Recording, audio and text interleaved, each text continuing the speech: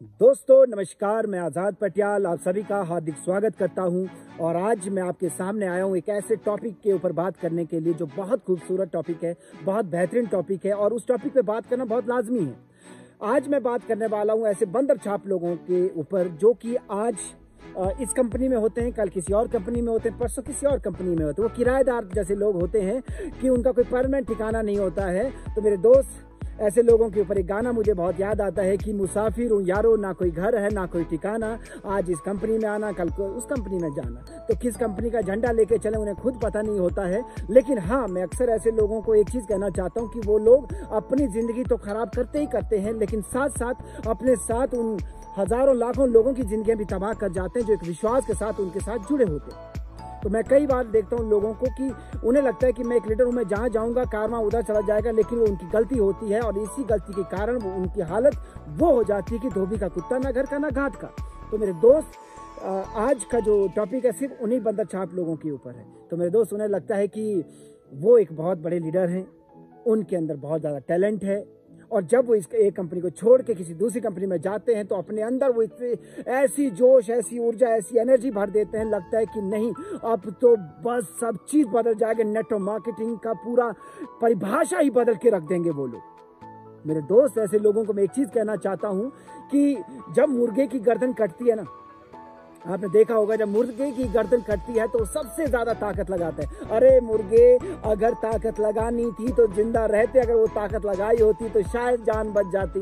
लेकिन कई लोग ऐसे होते हैं बंदर छाप लोग, उन्हें लगता है कि नहीं मैं अब दूसरी कंपनी में गया हूँ, पूरा जोश जुनून भर देता है, उसे लगता है मैं तो बहुत ताबड़तोड़ कर दूंगा, मैं तो ये था, मैं तो वो था। वो शायद भूल गया है कि वो जो भी था उस सिस्टम की वजह से था, जिस सिस्टम ने उसे बनाया था, जिस परिवार ने उसका भरण पोषण पालन पोषण किया था, आज उसको उस मुकाम तक पहुंचाया था, वो उस कंपनी की वजह से था।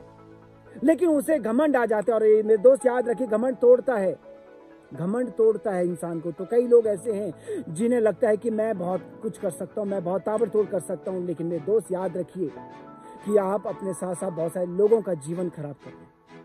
आपको आने वाले समय में इस चीज़ का एहसास ज़रूर होगा। मैंने कई लोगों को देखा, 14 साल का मैं अपना एक्सपीरियंस बता रहा हूँ, 14 साल में वो बहुत सारे लोग गए और मैं देखता हूँ कि जब वो जाते हैं ना तो 4-6 महीना साल भर उनके अंदर ऐसे ऐसे मतलब बदलाव देखने को मिलते हैं जो मैंने शायद उनके अंदर नहीं देखे थे।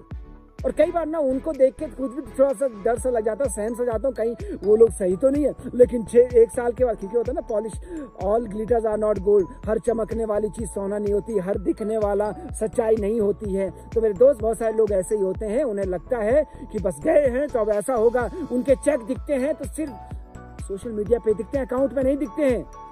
4-6 महीने मेहमान नवाजी हो सकती है मेरे दोस्त, लेकिन उससे ज़्यादा नहीं हो सकती है। तो मैं दोस्त बताना चाहता हूँ कि ये नेटवर्क मार्केटिंग इंडस्ट्री है, ये डायरेक्ट सेलिंग इंडस्ट्री है। जब एक बंदा इस बिजनेस में आता है तो वो डायरेक्ट सेलर होता है, लेकिन जब वो इस बिजनेस को छोड़ के किसी और बिजनेस में चला जाता है, कंपनी को छोड़ के जब वो कंपनियां बदलने की परंपरा उसके अंदर अपनाना शुरू करता है, अपने अंदर लाना शुरू करता है, जब वो एक जगह से दूसरी जगह, एक डाल से दूसरी डाल, बंदर जाल हर जगह अपनाना शुरू करता है, तो मैं एक चीज़ उनको कहना चाहता हूँ मेरे दोस्त, एक चीज उनको कहना चाहता हूँ, ऐसे बंदर छाप लोगों के लिए एक चीज कहना चाहता हूँ कि वो दौर था जब आप डायरेक्ट सेलर थे, वो दौर होता है जब आप डायरेक्ट सेलर होते हैं। जब आप किसी कंपनी में आते हैं, दिल से जुड़ते हैं, उस वक्त वो आदमी डायरेक्ट सेलर होता है।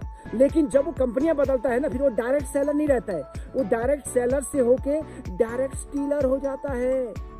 यानी कि चोरी करना, तोड़ फोड़ करना, वो सारी चीजें करता है। नेटवर्कर जो होता है वो बिल्ड करता है, वो लोगों को जोड़ता है, बनाता है। लेकिन डायरेक्ट सेलिंग में जब वो आदमी एक कंपनी से दूसरी कंपनी, दूसरी से तीसरी कंपनी में जाता है तो वो डायरेक्ट सेलर नहीं, डायरेक्ट स्टीलर होता है। वो भी वो चोरी करता है, इसके लीडर को तोड़ूं, उसके लीडर को तोड़ूं, इसको लालच दिखाऊं, उसको लालच दिखाऊं। तो ऐसे ही हालात होते हैं मेरे दोस्त। तो मेरे दोस्त याद रखिए, आज आप जो है होते हैं, आप कंपनियां बदलते हैं, कुछ ही बदलते हैं। अगर आपको कोई खरीदार मिल रहा है तो एक चीज याद रखिए मेरे दोस्त, आपको खरीदने लायक, आपको बिकने लायक किसी ने बनाया है तो सिस्टम ने बनाया, कंपनी ने बनाया, तब जाके आपके खरीदार मिलते हैं। डायरेक्ट खेत से चीजें अनाज मंडी नहीं पहुंचती, उसके बीच में बहुत सारी प्रोसेस होता है। तो वो चीज आपको याद रखनी होती है। कोई भी लीडर, कोई भी व्यक्ति जुड़ा और जुड़ने के बाद डायरेक्ट वो एक महान लीडर बन जाता है, एक अच्छा नेटवर्कर बन जाता है, ऐसा नहीं है। उसको बनाने के लिए सिस्टम का योगदान होता है, वो खुद कुछ नहीं होता है, सिस्टम बनाता है किसी भी चीज़। अकेले हम कुछ भी नहीं है। तो ये याद रहिए, घमंड हमें छोड़ना होगा। तो 1 साल के बाद, 2 साल के बाद ऐसे लोगों को मैं देखता हूँ कि वो कहीं की नहीं रहती, उनकी हालत धोबी का कुत्ता, ना घर का ना घाट का वाली हो जाती है। और मैं देखता हूँ जब भी कोई आदमी एक कंपनी को छोड़ के दूसरी कंपनी में जाता है तो वो ऐसा महिमा मंडन करना शुरू करता है, ऐसा गुणगान करना शुरू करता है। वो बोलते महागुरु, जिससे एक शब्द एक बात नहीं सीखी है उसको वो महागुरु बोलना शुरू करता है। सोच के देखिए, उंगली पकड़ना, जिनको बोलते ना कि पजामा का नाड़ा तक बांधना नहीं आता था, पैंट में बोलते ना कि वो बेल्ट बांधना आता था, वो किसने सिखाया? वो इस कंपनी ने सिखाया, इस सिस्टम ने सिखाया। लेकिन महागुरु कौन हो जाता है? जब वो कंपनी बदल, दूसरे व्यक्ति, तो महागुरु बदल जाता है। ऐसे लोगों के महागुरु भी बदल जाते हैं। इतने तेजी से गिरगिट रंग नहीं बदलता है जितने तेजी से वो लोग रंग बदलते हैं। तो मेरे दोस्त याद रहे, ऐसे गिरगिट, ऐसे बंदर छाप लोगों से आपको सावधान होना है। वो अपने फायदे के लिए वो किसी का भी नुकसान कर सकते हैं।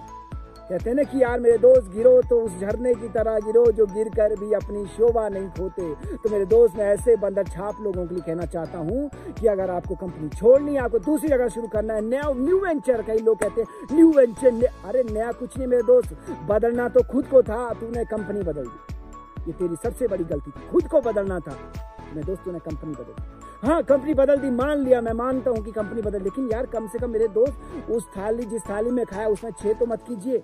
आज आपके पास में घर, गाड़ी, नाम, शौहरत, जो भी है, ज्ञान, सारी चीजें उस कंपनी की है। आपको कुछ करना है तो उस कंपनी का गुणगान कीजिए कि मैंने जो सीखा वहीं से सीखा, सारी चीजें। हाँ, आज मैं कुछ नया कर रहा हूँ, मुझे कुछ नया करना है, तो कम से कम उसकी बुराई तो मत कीजिए।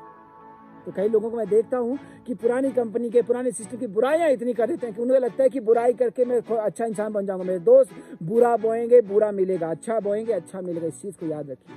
मैं कहना चाहता हूँ ऐसे लोगों से, मैंने कुछ लोगों को देखकर मुझे याद आती है, पीछे सोशल मीडिया पे एक फेसबुक में मैंने देखा कि कई लोगों को मैंने देखा कि अपनी फेसबुक प्रोफाइल पे ना अपनी वाइफ का फोटो डालते हैं और लिखते हैं माई लाइफ लाइन। सोच के देखिए ऐसे लोगों को, वो ऐसे ही, मतलब मैं जो कुछ बंदर छाप लोग होते हैं, बंदर छाप लीडर जो होते हैं, मैं उनकी प्रवृत्ति वैसे ही है। मैं थोड़ा सा एक एग्जाम्पल के माध्यम से बताने की कोशिश कर रहा हूँ, आप समझ जाएंगे। वो लिखते हैं कि माई लाइफ लाइन।